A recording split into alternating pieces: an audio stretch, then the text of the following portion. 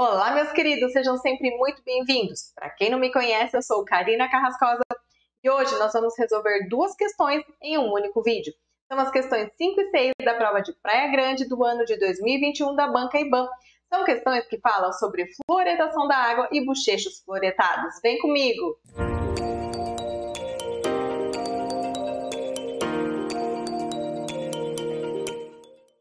Pessoal, o que diz essa questão?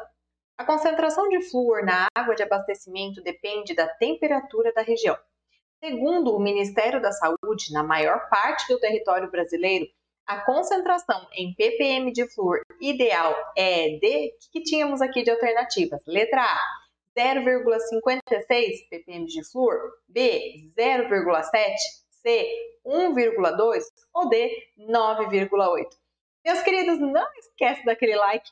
Você que ainda não é inscrito, se inscreve no canal para que eu possa continuar esse trabalho com vocês e ativa o sininho para receber a notificação de novas resoluções de questões. E vamos descomplicar essa questão. Essa tabelinha, pessoal, eu tirei do livro de Cariologia da AB. Ela vai trazer para a gente um resuminho sobre os meios de uso de fluoreto e como eles mantêm o íon na cavidade bucal. Então, primeiro aqui a gente tem a água fluoretada. É uma abordagem coletiva e a elevação das concentrações salivares ocorre por até 1 hora após a ingestão de alimento ou bebida fluoretada. E depois da absorção gastrointestinal, esse flúor vai voltar para a cavidade bucal por meio da secreção salivar. Em seguida, nós temos o dentifrício fluoretado, que pode ser uma abordagem coletiva ou individual. E aí a gente vai ter a elevação das concentrações salivares por até 2 horas depois da escovação.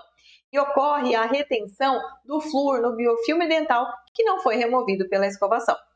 Também temos soluções fluoretadas para bochecho, que pode ser também de uso coletivo ou individual. A elevação das concentrações salivares também é até 2 horas após o uso do bochecho e também ocorre a retenção do flúor no biofilme dental presente na cavidade. Seguimos agora para os géis e espumas fluoretados e vernizes fluoretados. Nos dois casos, a gente tem a abordagem profissional e ocorre a formação de fluoreto de cálcio sobre a estrutura dental durante a aplicação e a sua dissolução gradativa durante períodos prolongados, até meses. Importante a gente colocar aqui que a literatura fala que a retenção de fluoreto de cálcio sobre a superfície dental ocorre quando é realizada uma profilaxia prévia. Agora, se a gente não tem um procedimento de remoção de placa antes da aplicação do gel, da espuma e do verniz fluoretado, vai ocorrer a retenção desse fluoreto no biofilme dental presente ali na cavidade bucal. E por último, os materiais odontológicos liberadores de flúor, como o ionômero de vidro, por exemplo, também é de uso profissional e neste caso ocorre a liberação de fluoreto dos materiais durante períodos prolongados.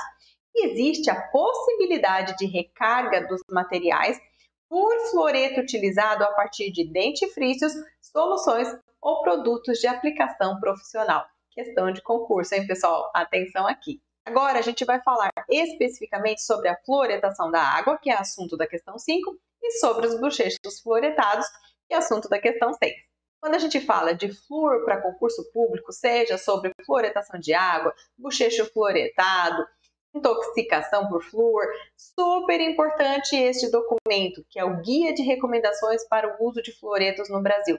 É um documento antigo, sim, de 2009, mas as bancas amam pedir questões sobre este conteúdo. Então, quem vai prestar qualquer tipo de concurso, vale a pena ler esse material, fazer um resuminho, se apropriar desse conteúdo, porque as bancas continuam pedindo questões sobre este conteúdo. Então, pessoal, qual o objetivo final de todos os meios de utilização de flúor? Sejam eles para uso coletivo ou uso individual. É a manutenção do íon flúor na cavidade bucal para interferir no desenvolvimento da cárie dentária. Informação importante para o nosso concurso, valores de pH crítico. Então, para o esmalte, a gente tem um valor de pH crítico de 5,5, que é o valor para que inicie o processo de desmineralização desse substrato.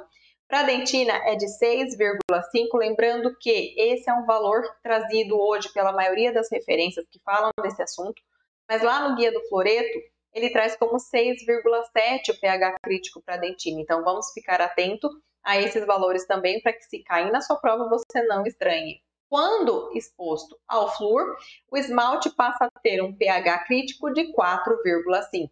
Então, quando a gente ingere água fluoretada ou alimentos preparados com água fluoretada, a gente vai ter um aumento transitório do flúor na saliva e também esse flúor ingerido ele vai ser absorvido e do sangue ele vai retornar à cavidade bucal pela secreção salivar. Então, pessoal, os indivíduos que bebem água fluoretada regularmente terão uma concentração de flúor na saliva ligeiramente maior em relação àqueles que não ingerem água fluoretada. E no Brasil, é preconizado o uso do dentifrício fluoretado mais água fluoretada. Na ausência de água fluoretada, preconiza-se o uso regular de dentifrício fluoretado em conjunto com uma forma de uso tópico, pode ser bochecho, gel ou verniz. E o documento diz que a eficiência, o custo-benefício do gel fluoretado é maior que dos bochechos e vernizes, apresentando eficácia e efetividade semelhantes. Pessoal, essa tabelinha traz para a gente os compostos de flúor recomendados para agregação na água de abastecimento público. Aqui a gente tem fluoreto de sódio, fluoreto de cálcio, ácido fluorsilícico e o fluorsilicato de sódio. A literatura fala para a gente que nós temos dois principais utilizados hoje em dia, que é o ácido fluorsilícico e o fluorsilicato de sódio. E a adição dos fluoretos é feita na etapa final do tratamento da água. Então, atenção a isso, porque eu já vi questão de concurso sobre isso. A adição dos fluoretos é feita na etapa final do tratamento da água. O documento traz para a gente algumas datas super importantes. Em 1953, a gente tem a primeira cidade brasileira a ter água de abastecimento fluoretada. É em Baixo Guandu, no Espírito Santo. Em 1957, a gente tem o primeiro estado brasileiro onde se estabeleceu a obrigatoriedade da fluoretação da água, o Rio Grande do Sul. Em 1974, a gente tem a obrigatoriedade da fluoretação da água de abastecimento em todo o Brasil, desde que exista uma estação de tratamento de água. Mais uma informação super importante que o documento traz para a gente, que a fluoretação da água de abastecimento vai promover uma redução na ocorrência de cárie em 60%. A literatura fala que fica entre 50% e 70%, aí numa média em 60%. Importante guardar esse valor. Agora a gente vai chegar num ponto super importante, onde o documento diz que o teor adequado de flúor e a variação aceitável são definidos de acordo com a variação da temperatura local. E no Brasil, esses valores foram regulamentados em 2004. Então, a gente tem aqui o valor máximo permitido de flúor na água de abastecimento público é de 1,5 ppm de flúor, 1,5 mg de flúor em 1 litro de água. Na maior parte do território brasileiro, o teor ideal de flúor é 0,7 ppm, ou seja, 0,7 mg de flúor por litro de água. E na maior parte da região sul, o teor ideal é 0,8 ppm de flúor, ou seja, 0,8 mg de flúor por litro de água. Então, super importante memorizar esses valores. Valor máximo permitido de flúor na água de abastecimento, 1,5 ppm de flúor.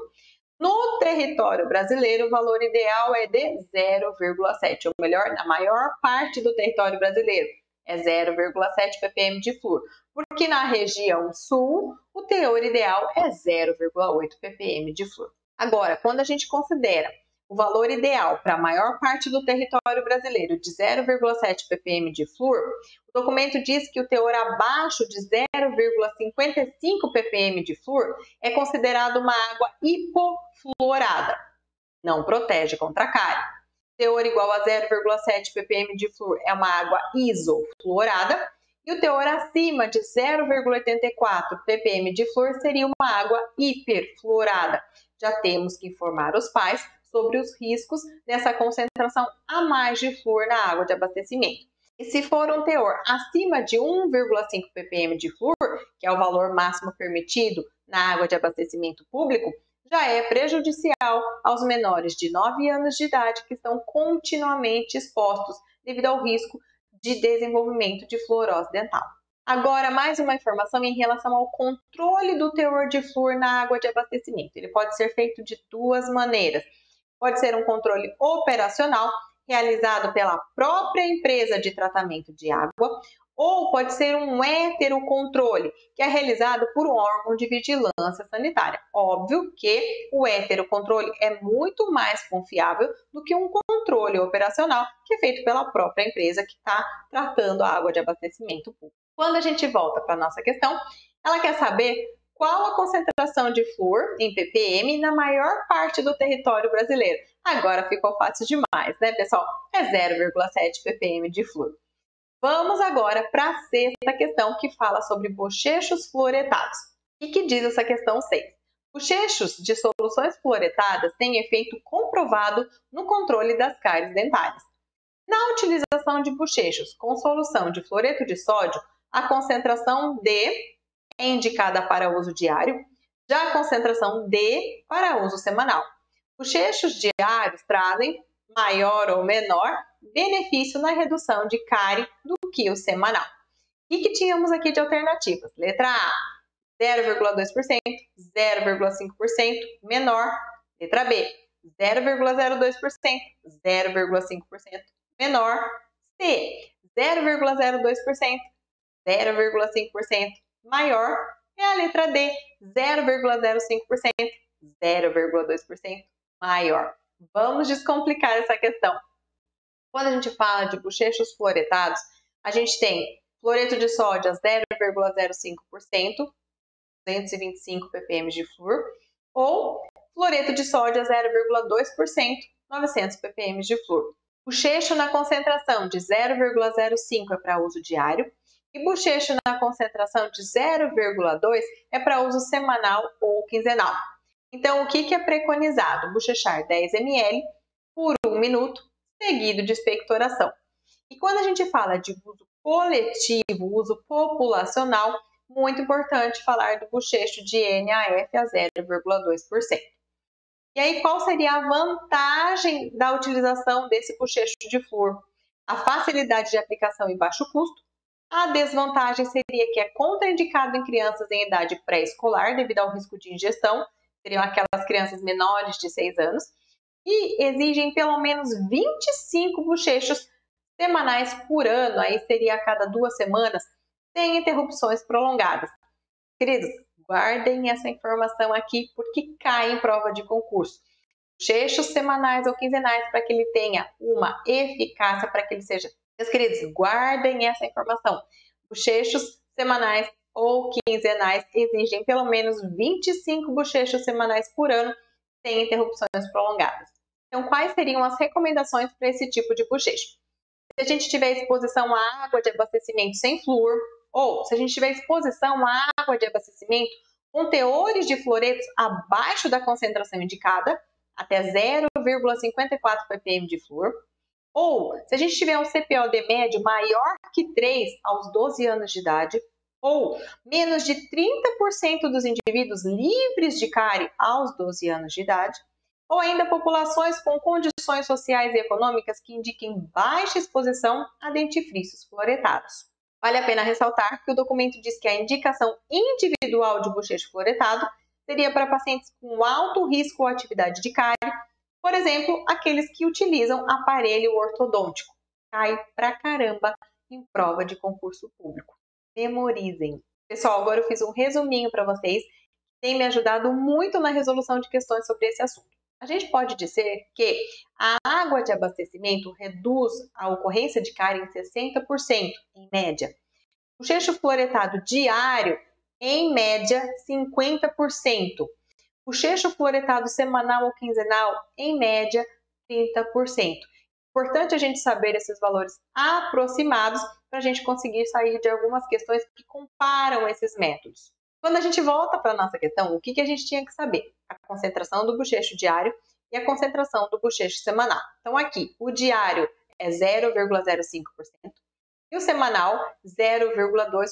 Prestem atenção aqui que se a gente soubesse esses valores, a gente já matava a questão. A gente não precisaria saber a última informação, que provavelmente é o que trouxe maior dúvida nessa questão. Então, bochechos diários trazem maior benefício na redução de cárie do que o semanal, como a gente viu naqueles valores do último slide. Mas, de novo, se a gente não soubesse essa informação, a gente já chegaria na nossa alternativa correta, que é a alternativa D. Espero que vocês tenham acertado, espero que vocês tenham aproveitado essa revisão sobre fluoretação de água e bochechos fluoretados. É um assunto que cai muito em prova de concurso público, vale a pena memorizar. Deixa aqui nos comentários o que você achou dessa questão. Agradeço mais uma vez a sua companhia aqui comigo e te vejo num próximo vídeo. Tchau!